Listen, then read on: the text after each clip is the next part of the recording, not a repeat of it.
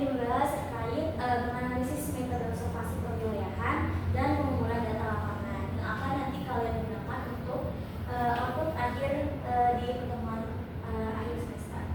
Oke, langsung saja.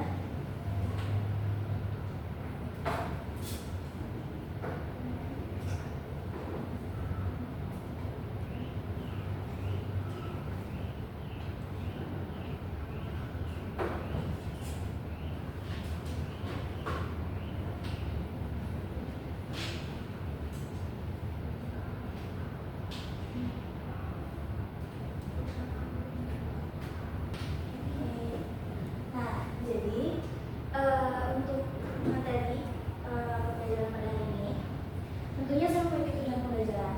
Di antaranya pertama, materi ini menjelaskan kembali terkait konsep dan prinsip dari metode observasi perwilayahan dan pengumpulan data lapangan yang telah digunakan dalam penyusunan makalah nanti akhir kalian. Lalu yang kedua, menganalisis tentang kesesuaian yang digunakan metode yang digunakan dengan karakteristik wilayah atau objek kajian dalam makalah mereka atau makalah kalian. Lalu yang ketiga, mengevaluasi tentang kelebihan dan keterbatasan metode observasi dan teknik pengumpulan data yang telah diterapkan. Nah, di depan ini ada yang tahu terkait langkah observasi sebelumnya? Yang kalian tahu secara umum?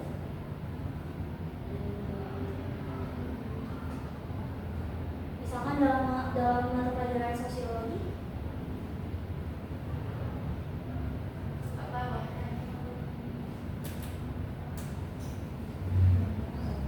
oke, jadi sepertinya kalian masih sangat minim terkait informasi langkah-langkah observasi lapangan.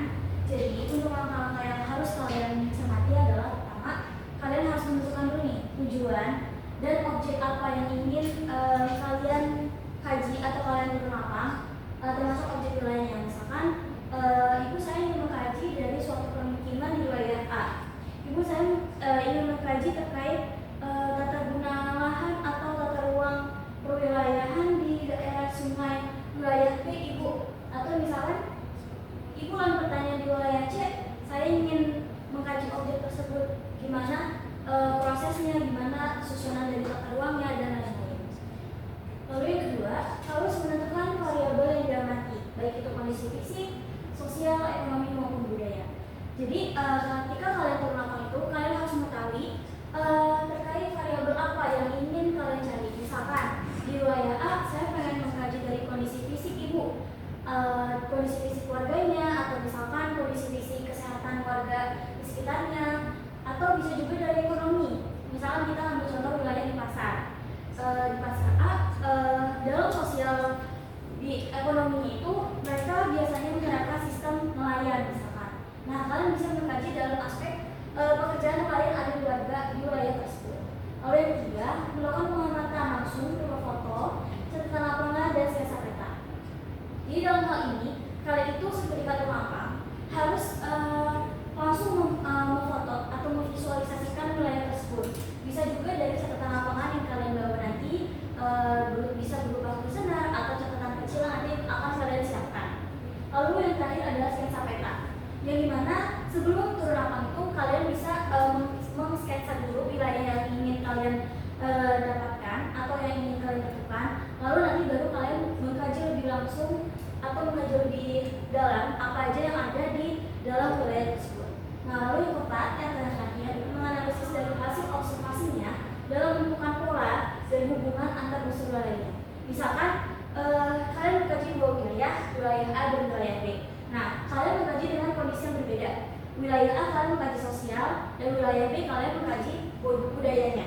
Nah, nanti kalian akan menyambungkan atau mesatukan hasil observasi kalian menjadi satu dalam unsur wilayah yang saling berkaitan secara langsung. Oke, yang selanjutnya adalah metode pengumpulan data lapangan. Metode ini itu pertama ada observasi langsung. Kalian melihat, mencatat, dan mengamati wilayah yang kalian turunkan di lapangan yang kalian kerjakan di lapangan. Lalu yang kedua, wawancara dengan penduduk. Nah, tentu dalam hal ini kalian harus namanya ada appointment atau perjanjian terlebih dahulu dengan RT RW yang ada di wilayah setempat. Jadi kalian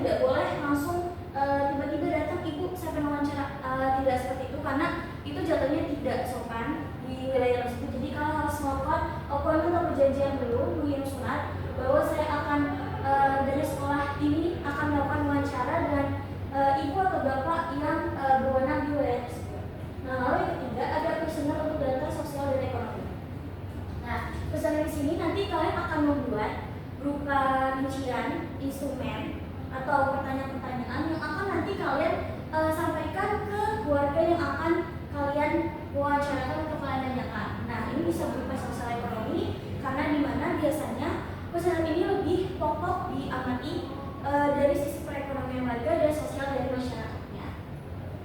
Nah, alat-alat yang dibutuhkan apa aja, Bu? Nah, pertama ada GPS. Jadi kalian kan tidak mungkin ya ke suatu wilayah tidak mengamati dulu alamatnya. Jadi kalian butuh GPS untuk kalian mengetahui akomodasi ke sana yang menggunakan apa, lalu jalurnya bisa dilalui oleh kendaraan apa saja, misalkan Transjakarta atau motor atau mobil, lalu wilayah kemacetan seperti apa. Nah, kalian bisa menggunakan GPS. Nah, lalu yang kedua, kalian bisa menggunakan kamera. Nah, kamera di sini berfungsi untuk memfoto untuk lampiran foto-foto yang akan nanti kalian lampirkan di makalah hasil akhir kalian. Nah, lalu yang terakhir adalah buku catatan. Jadi dari setiap hasil wawancara itu, selain kalian bisa menggunakan kamera untuk dokumentasi, kalian juga bisa menggunakan buku catatan untuk mencatat poin-poin penting yang disampaikan oleh narasumbernya. Jadi itu anak-anak dari materi pertemuan kita hari ini. Baik, yang selanjutnya Ibu akan membagi kalian menjadi 4 kelompok. Dan Ibu ingin kalian menentukan, karena kita ini proyek akhir, yang dimana kalian harus membuat output makalah turun lapang sesuai dengan data-data dan kriteria yang sudah tadi Ibu jelaskan di layar. Jadi sekarang Ibu akan membagi 4 kelompok dan membagi materinya. Jadi nanti kalian Ibu tugaskan untuk turun lapang. Tapi sebelum itu, Ibu ingin hari ini kalian mendiskusikan terkait masalah apa saja yang ingin kalian ambil, wilayahnya di mana, rumusan masalahnya apa aja yang ingin kalian ambil. Oke, untuk kelompok pertama, Ibu akan membagi nama-namanya. Itu pertama ada Iren, Naya, Kiki. Oke, 3 orang cukup. Lalu kelompok yang kedua ada Baby, Wahda, dan Engli. Kelompok yang ketiga ada Rinda, Nida, dan Kalula. Untuk temanya itu, kelompok pertama itu terkait dinamika perkembangan wilayah kota dengan studi kasus itu perubahan penggunaan lahan kota dan struktur dari tata ruang. Analisiskan tren perkembangan fisik, sosial, dan ekonomi di wilayah kotanya sama perubahan penata lahan. Jadi kalian harus mencari judul yang berkaitan dengan tema yang sudah saya berikan. Lalu yang kedua, temanya itu terkait unsur, struktur, dan pola tata ruang wilayah kota. Ibu yang kalian analisis terhadap struktur fisik dan juga fungsional dari kotanya. Hal ini harus merujuk kepada aspek unsur-unsur tata ruang seperti penggunaan lahan, jalur transportasi, pola pemukiman, dan juga struktur ruang kota. Nah, untuk kelompok yang terakhir, ini temanya terkait jumlah titik persebaran bencana dan upaya dari mitigasi yang berbasis wilayah. Ibu ingin kalian menganalisis terkait perkembangan wilayah yang memang rawan bencana dan strategi mitigasi apa yang akan kalian gunakan dan relevan dalam tata ruang di wilayah tersebut. Oke, untuk waktu diskusinya Ibu beri waktu sekitar 5-7 menit. Nanti kalian harus mempresentasikannya di depan kelas terkait judul sama analisis yang ingin kalian gunakan apa saja. Ulangi juga jangan lupa untuk diambilkan. Oke, mulai diskusi ya.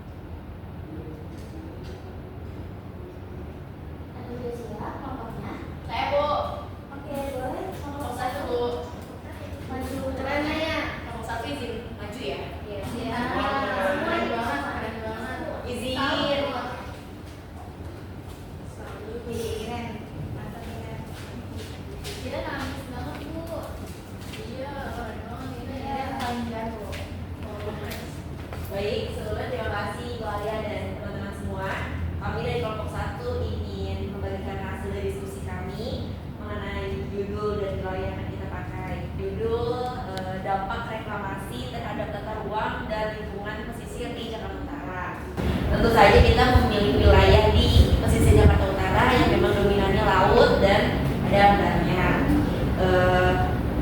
Lalu untuk wilayah pesisir itu kita mengambil itu karena di situ adalah kawasan strategis yang ada juga kegiatan ekonomi, pelabuhan, permukiman dan juga pariwisata.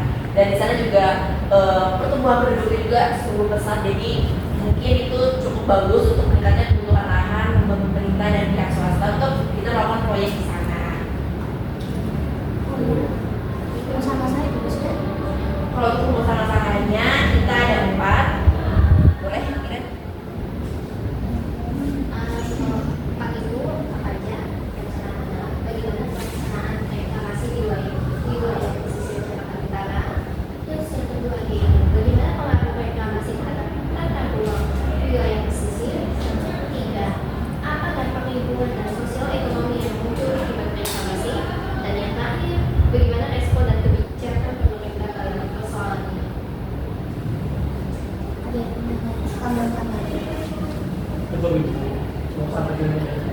Menurut Ibu judulnya udah luar biasa banget, tepuk tangan dulu anak-anak. Keren ya, judulnya luar biasa sekali terkait daerah pesisir yang memang tata ruang wilayah ini masih kurang gitu ya kalau yang Ibu lihat dari era sekarang gitu. Karena kan banyak yang namanya pemerintah yang melakukan reklamasi dan lain-lain, jadi perlu adanya kajian lebih lanjut. Oke, bagus. Boleh kelompok 1, boleh silakan duduk. Untuk kelompok yang lain apakah ada kendala? Masih belum.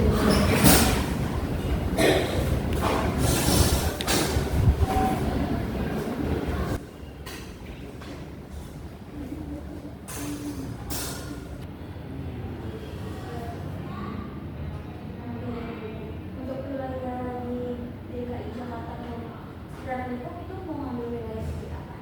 Di daerah mana?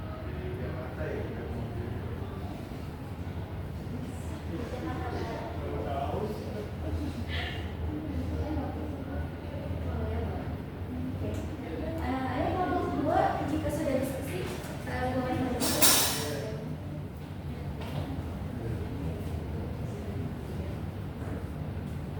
Assalamualaikum warahmatullahi wabarakatuh. Waalaikumsalam warahmatullahi wabarakatuh. Kami dari kelompok 2 yang beranggotakan 3 orang ini. Saya Hendri, ada Fendi, ada Warga. Kami kelompok 2 ini mengambil tema judul ya, analisis struktur dan pola tata ruang wilayah kota Jakarta Barat. Terus yang pertama tuh kita bakal pakai penggunaan lahan, terus jalur transportasi, terus pola permukiman, sama yang terakhir itu ada struktur ruang kota. Nah, itu Untuk masalahnya? masalahnya boleh ditambahin apa ibu? Ya, boleh. Silakan. Oke. Jadi kalau untuk penggunaan lahannya itu kita ada pemukiman. Jadi menyebar di seluruh kecamatan, ada Cengkareng, Kalideres, Tambora, Grogol dan lain-lain. Nah, Tapi di antara wilayah itu nanti kita cuma ngambil satu wilayah aja, Bu, nggak semuanya. Masih kita analisis nih wilayah mana yang paling strategis buat kita untuk lapangan nanti. Untuk metode observasinya kalian mengambil wawancara atau Wawancara. ya, mungkin saran dari Ibu untuk wilayahnya sudah bagus di Jakarta Barat memang lumayan patut ya wilayah situ. Jadi mungkin kalau misalkan kalian menggunakan wawancara, kalian bisa mengirim ke suatu dulu kepada instansi yang terlibat di dalamnya, misalkan kayak ketua RW di wilayah Jembernya, di wilayah spesifik kalian tentukan atau kalian tuju. Jadi nanti kalian ketika di sana kalian bisa langsung melakukan proses observasi wawancara terhadap RT RW. Oke, terima kasih pada kelompok 2. Karena tadi perwakilan dari kelompok 1 dan 2 sudah memaparkan terkait ide apa aja masalah-masalah regulasi yang diambil. Jadi untuk kelompok 2 nanti bisa menyesuaikan sama kelompok yang lain. Untuk tugasnya ini kita akan melakukan presentasinya di pertemuan minggu depan. Jadi Ibu kasih waktu seminggu untuk kalian melaksanakan di belakang dengan cara-cara yang analisis yang sudah saya paparkan melalui PPT hari ini.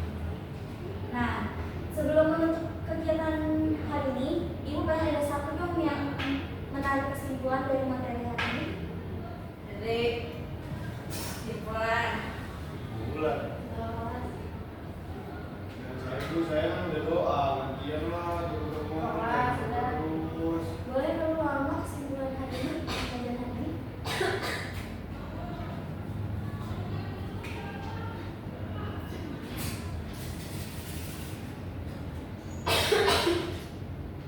Ubah. Iya nih, Kita mau minum, pada minum nih. esek. Ya, ada. Kamu baik banget ya, Febri. Ketika Kira-kira Ayo, lama-lama pelajaran materi hari ini. Kirain dulu katanya. Bu. Alma, siap Alma. belum Bu, bentar Bu. Oke, gitu. Saya boleh Bu, saya aja boleh. In front of you, in front of you, oi, in front of you. Boleh, ada dari semua pembelajaran hari ini apa? Jadi tadi aku menjelaskan tentang bagaimana kita menganalisis metode observasi perwilayahan. Jadi kayak misalnya kalau misalnya kita turun lapangan, kita tuh nggak boleh langsung turun gitu aja, tapi kita juga harus kayak ngurus surat izinnya. Terus ada banyak metode yang bisa kita ambil, tapi salah satunya kelompok saya tadi ngambil wawancara dulu sama warga sekitar. Oke, bagus banget kesimpulan dari warga. Kita